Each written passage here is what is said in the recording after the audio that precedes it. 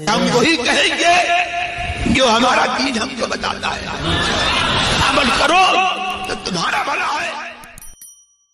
الصلاة والسلام على سید الانبیاء والمرسلین، اما بعد فاعوذ باللہ من الشیطان الرجیم، بسم اللہ الرحمن الرحیم۔ ان اللہ وملائکتہ یصلون علی النبی یا ایہا الذین آمنوا صلوا علیہ وسلموا تسلیما۔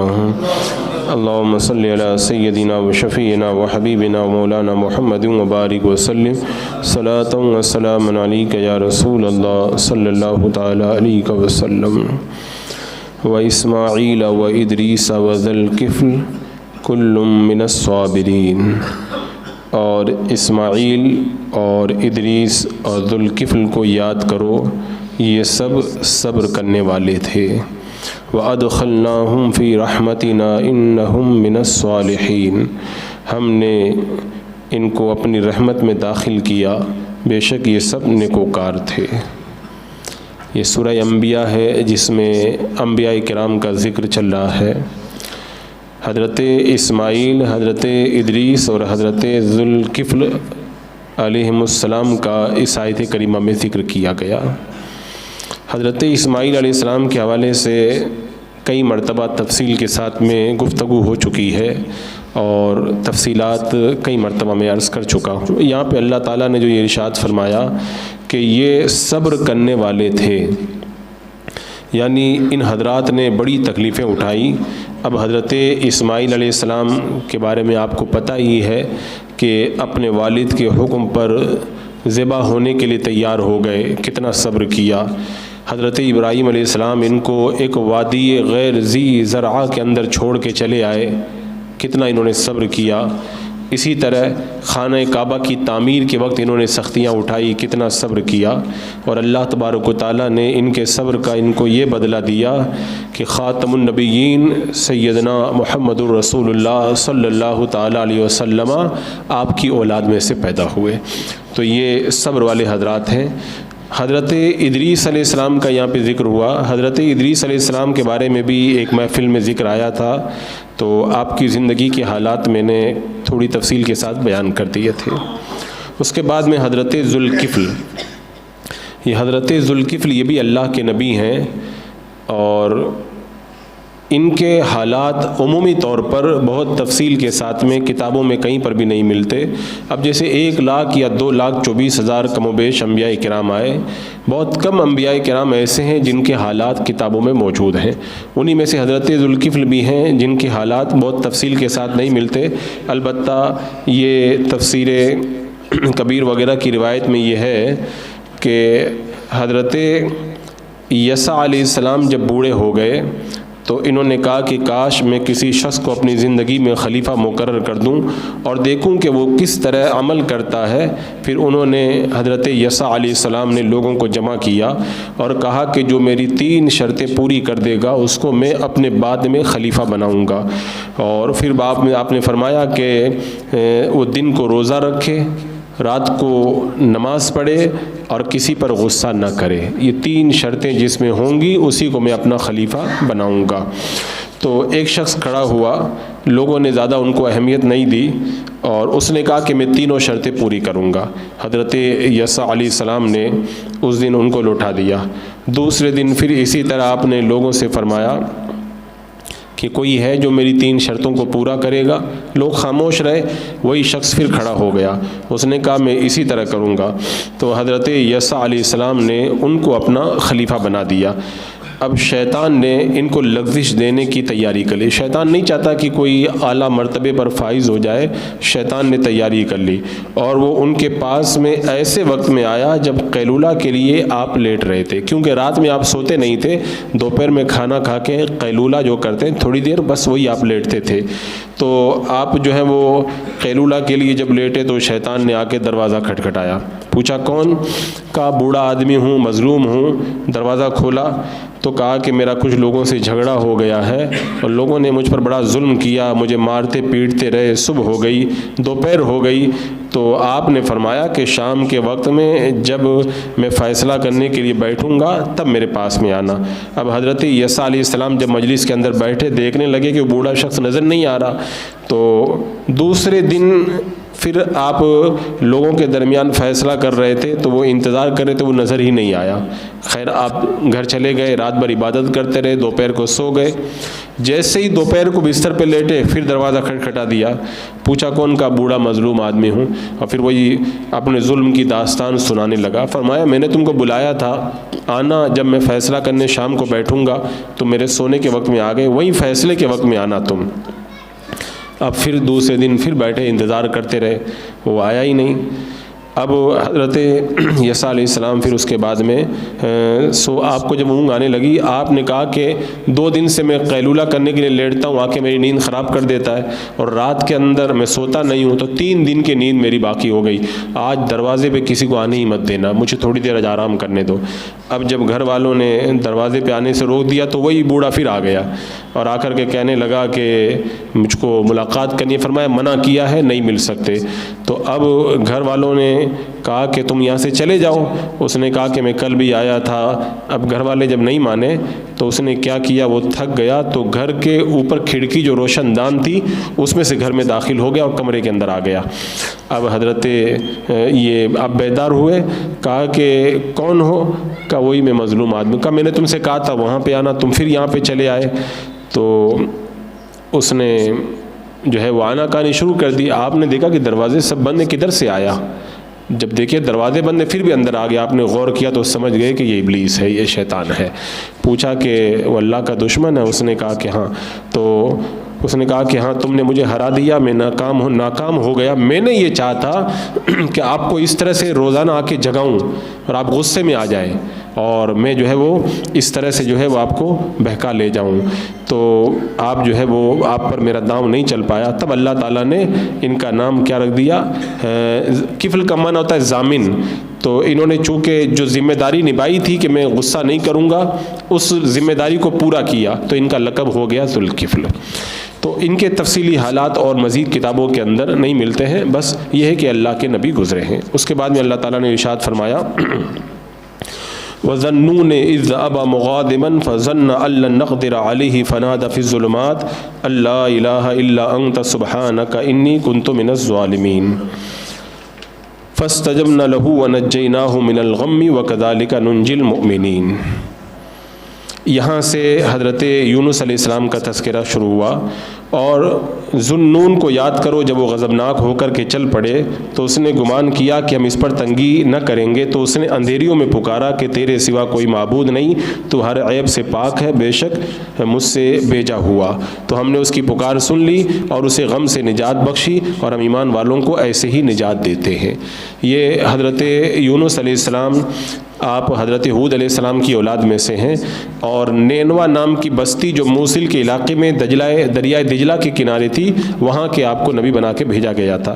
آپ 40 سال تک لوگوں کو بت پرستی سے منع فرماتے رہے، اور آپ کو جو ذوالنون کہا جاتا اس کی وجہ یہ ہے کہ نون کا معنی تھا مچھلی، تو چونکہ آپ مچھلی کے پیٹ میں رہے تھے اس لیے آپ کو ذوالنون کہا جاتا ہے۔ حضرت یونس علیہ السلام کا جو یہاں پہ ذکر کیا گیا نا کہ آپ غصے میں اپنی قوم سے نکل گئے، اس کا مختصر قصہ یہ ہے کہ حضرت یونس علیہ السلام قوم کو تبلیغ کرتے تھے، طویل عرصے تک آپ سمجھاتے رہے، اور ان کی طرف آپ رسول بنا کے بھیجے گئے تھے نینوا والوں کے لیے، لیکن اتنی کوشش کے باوجود بھی وہ لوگ رائے راست پہ نہیں آئے، ایمان نہیں لائے۔ تو آپ نے اللہ کی بارگاہ میں دعا کی، اللہ قوم مجھے جھٹلا رہی ہے، ان پر عذاب کو نازل فرما دے۔ اس پر حضرت یونس علیہ السلام سے کہا گیا کہ آپ انہیں بتا دو 3 دن کے بعد صبح کے وقت میں ان پر عذاب آئے گا، اور آپ نے قوم کو بتا دیا کہ 3 دن کے بعد میں عذاب آنے والا ہے۔ جب عذاب کی خبر سنی حضرت یونس علیہ السلام کی قوم نے، تو انہوں نے کہا کہ حضرت یونس علیہ السلام کبھی جھوٹ بولتے نہیں ہیں، آج ہم دیکھیں گے رات کے اندر وہ یہیں پہ رہتے ہیں کہ کہیں چلے جاتے ہیں، کیونکہ اگر انہوں نے رات یہاں پہ نہیں گزاری تو سمجھ جانا کہ عذاب آنے والا ہے۔ اب جب رات ہوئی تو حضرت یونس علیہ السلام قوم میں سے تشریف لے گئے، صبح کے وقت میں عذاب کے آثار آسمان کے اوپر نمودار ہو گئے، آسمان آسمان کالا ہو گیا بالکل اور ہیبت ناک صورت بن گئی، بہت سارا دھواں جمع ہو گیا، پورے شہر پر چھا گیا۔ یہ دیکھ کر کے لوگوں کو یقین ہو گیا کہ حضرت یونس علیہ السلام کہاں ہیں، تلاش کرو۔ جب تلاش کیا تو آپ نہیں ملے۔ اب ان کو پکا یقین ہو گیا، اب سب اپنی عورتوں کو، بچوں کو، جانوروں کو لے کر کے جنگل کی طرف نکل گئے اور موٹے کپڑے انہوں نے پہن لیے، اسلام کا اظہار کیا، کلمہ پڑھ کے ایمان لائے، توبہ کی، اور اتنی زیادہ انہوں نے توبہ کی کہ شوہر بیوی سے الگ ہو گیا، ماں اپنے بچے سے جدا ہو گئی۔ سب رو رو کر کے دعا کرنے لگے اور کہنے لگے کہ اللہ جو دین حضرت یونس علیہ السلام لائے تھے ہم اسی پر ایمان لاتے ہیں۔ چنانچہ انہوں نے سچی توبہ کی اور پرائے کا مال جو لیا تھا دے دیا۔ اتنا انہوں نے توبہ، اتنی سچی توبہ کی کہ اگر کسی کی ایک اینٹ اگر غلط طریقے سے لے کر کے مکان میں لگا دی تھی تو مکان گرا کر کے اس کی بنیاد میں سے وہ اینٹ نکال کر کے اس کو واپس دے دی۔ سچی توبہ انہوں نے ایک دم کی۔ اب جب سچی توبہ کی تو اللہ تبارک و تعالیٰ نے ان کی توبہ قبول فرمائی اور ان پر سے عذاب کو اٹھا لیا۔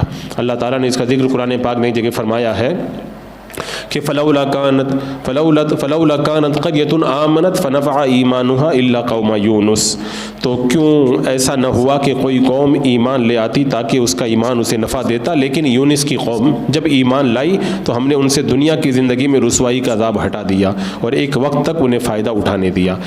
اب اچھا، فرعون جب ڈوبنے لگا تھا تو وہ بھی بولا تھا میں ایمان لے آیا، لیکن اس کی توبہ قبول نہیں ہوئی تھی، اس کا ایمان نہیں مانا گیا تھا، اور حضرت یونس علیہ السلام کی قوم نے جب ایمان قبول کیا تو مان لیا گیا۔ وجہ اس کی یہ ہے کہ فرعون نے عذاب دیکھ لیا تھا پھر ایمان لایا تھا، حضرت یونس علیہ السلام کی قوم نے عذاب نہیں دیکھا تھا، عذاب کی نشانی دیکھی تھی، تو نشانی دیکھ کے ایمان لائے تھے، لہذا ان کا ایمان قبول ہو گیا۔ اچھا، ادھر تو یہ عذاب ٹل گیا تو توبہ قبول ہو گئی، ادھر حضرت یونس علیہ السلام کو پتہ نہیں تھا کہ قوم جو ہے وہ توبہ کر چکی ہے۔ جب انہوں نے دیکھا کہ قوم کو جو عذاب کی میں نے خبر دی تھی عذاب تو آیا ہی نہیں، تو آپ اپنی قوم کے کفر و نافرمانی سے غضبناک ہو کر کے جو ہے وہ بستی سے باہر نکل گئے ہجرت کے ارادے سے۔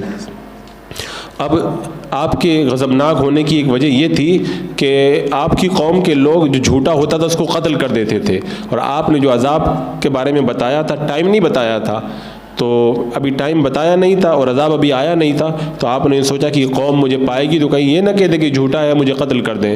بہرحال جو بھی وجہ رہے ہو آپ اپنی بستی سے نکل گئے۔ حضرت عبداللہ بن عباس رضی اللہ تعالیٰ عنہ فرماتے ہیں کہ حضرت یونس علیہ السلام نے اپنی قوم سے عذاب کا وعدہ کیا، تاخیر ہوئی تو آپ ان سے چھپ کر کے نکل گئے اور دریائی سفر کا ارادہ کیا، کشتی میں جا کر کے بیٹھ گئے۔ اب جب کشتی کے اندر بیٹھے تو کشتی دریا میں جا کر کے رک گئی۔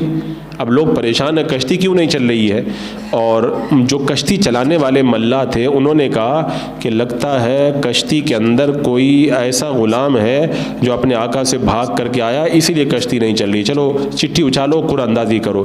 سب کے نام لکھ کے قرعہ اندازی کی تو حضرت یونس علیہ السلام کا نام نکل آیا۔ اب حضرت یونس علیہ السلام کا جب نام نکل آیا تو آپ نے فرمایا کہ ہاں میں ہی وہ غلام ہوں جو اپنے مولا سے بھاگ کر کے آیا ہوں میں۔ وہ اور کچھ سمجھ رہے تھے، آپ کی مراد کچھ اور تھی۔ بہرحال آپ کو دریا میں ڈال دیا، اور جب دریا کے اندر آپ کو ڈالا گیا تو ایک بڑی مچھلی نے آپ کو آ کر کے نگل لیا، اور پھر آپ خود اس بات پر اپنے آپ کو ملامت کر رہے تھے کہ میں کیوں جلدی نکل آیا۔ بہرحال اللہ تعالیٰ نے مچھلی کو الہام فرمایا کہ یونس تیری غذا نہیں ہے، یونس صرف تیرے اندر ایک ٹائم کے لیے رکھے گئے ہیں، نہ تو ان کی ہڈی کو نقصان پہنچانا ہے ان کے گوشت کو کاٹنا۔ بہرحال حضرت یونس علیہ السلام اندر رہے، اور اس کا ذکر اللہ نے قرآن پاک میں سورہ صافات میں فرمایا ہے وَإِنَّ يُونُسَ لَمِنَ الْمُرْسَلِينَ، یونس بے شک ضرور رسولوں میں سے ہیں۔ اِذْ أَبَقَ إِلَى الْفُلْكِ الْمَشْحُونِ، جب وہ بھری کشتی کی طرف نکل گئے، فَسَاهَمَ فَكَانَ مِنَ الْمُدْحَضِينَ، تو کشتی والوں نے قرآن ڈالا تو یونس ڈھکیلنے والوں میں سے ہو گئے۔ فَالْتَقَمَهُ الْحُوتُ وَهُوَ مُلِيمٌ، پھر انہیں مچھلی نے نگل لیا اور وہ اپنے آپ پر ملامت کر رہے تھے۔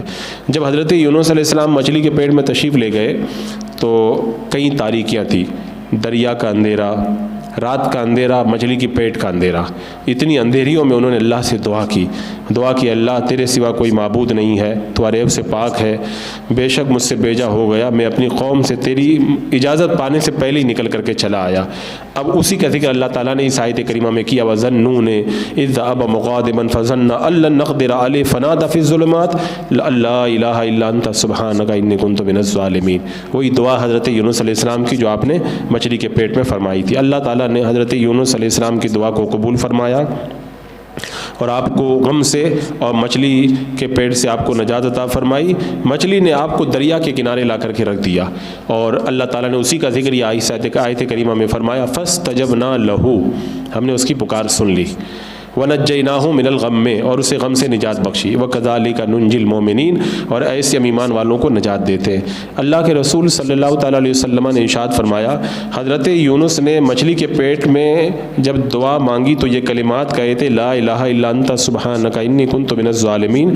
جو مسلمان ان کلمات کے ساتھ میں کسی مقصد کے لیے دعا مانگے گا، اللہ تعالیٰ اس کی دعا قبول فرمائے گا۔ اسی لیے آیت کریمہ میں آج ہم لوگ جب پڑھتے ہیں تو یہ دعا پڑھا کرتے ہیں۔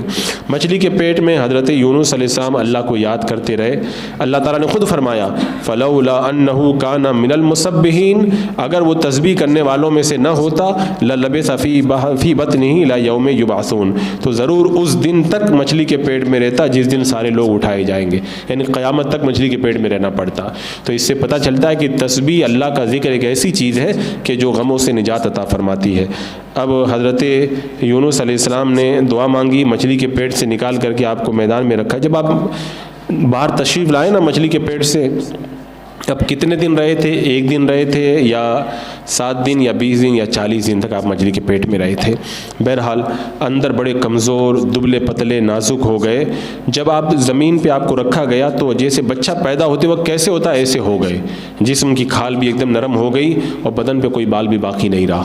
اب اس وقت اللہ تعالیٰ نے کرم فرمایا اور آپ کے لیے کدو کا درخت اللہ نے اگا دیا۔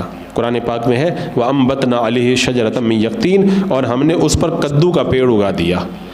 تو یہ حضرت یونس علیہ السلام کے لیے کدو کا پیڑ اگایا گیا تھا۔ اسی لیے ایک بار کسی نے پوچھا تھا، یا رسول اللہ آپ کدو شریف بہت پسند فرماتے ہیں۔ اللہ کے رسول علیہ السلام نے فرمایا، یہ میرے بھائی حضرت یونس کا درخت ہے یہ۔ تو اللہ تعالیٰ نے آپ کے لیے جو ہے وہ یہ درخت اگایا، اور چونکہ آپ بالکل ایک دم نازک دبلے ہو گئے تھے تو ایک بکری روزانہ آتی تھی، اپنا تھن آپ کے منہ میں دیتی تھی اور آپ کو دودھ پلا کے صبح و شام آپ کو دودھ پلا کے چلی جاتی تھی، یہاں تک کہ آپ کی کھال جو ہے مضبوط ہو گئی، بال نکل آئے اور جسم کے اندر توانائی آ گئی۔ پھر پہلے کی طرح موصل کی سرزمین پر قوم نینوا کے 1 لاکھ یا اس سے زیادہ لوگوں کی طرف آپ بھیجے گئے، جنہوں نے توبہ کر لی تھی اللہ کی بارگاہ کے اندر، اور پھر قوم کے اندر بڑی عزت کے ساتھ میں آپ تشریف فرما رہے۔ یہ حضرت یونس علیہ السلام، حضرت سعد بن مالک رضی اللہ تعالیٰ عنہ فرماتے ہیں، اللہ کے رسول علیہ السلام نے ارشاد فرمایا، کیا میں